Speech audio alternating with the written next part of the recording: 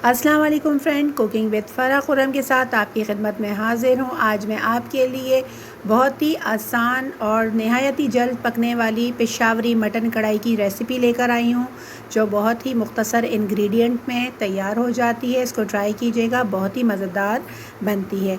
तो क्योंकि मेरे कुछ गेस्ट आने वाले थे, मुझे कुकर में चढ़ाना पड़ा, तो आप कढ़ाई में बना सकते हैं इसको। मैंने कुकर के अंदर 1 किलो मटन ले लिया है, हड्डी के साथ मिक्स। उसके अंदर जो है मैंने पहले इसको ऑयल डाल के फ्राई कर लिया था।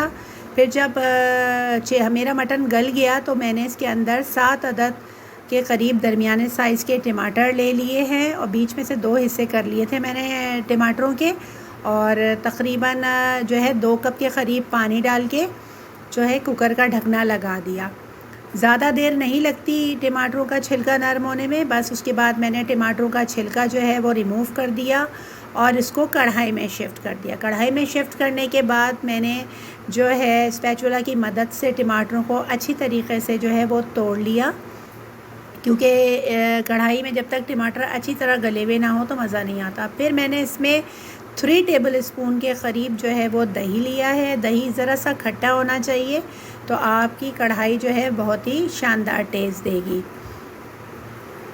कढ़ाई बनाते वक्त आपको इस बात का ख़याल रखना चाहिए कि बहुत ज़्यादा एक्सेस ऑयल ना हो, क्योंकि बहुत ज़्यादा एक्सेस ऑयल जब होता है तो वो डिश का मज़ा ख़राब कर देता है। थोड़ी सी अदरक काट के डाल दी, हरी मिर्चें थोड़ी सी काट के डाल ली और थोड़ा सा इस वक्त मैंने बारीक हरा धनिया भी काट के डाल लिया। कढ़ाई में हरा धनिया बहुत मज़े का लगता है।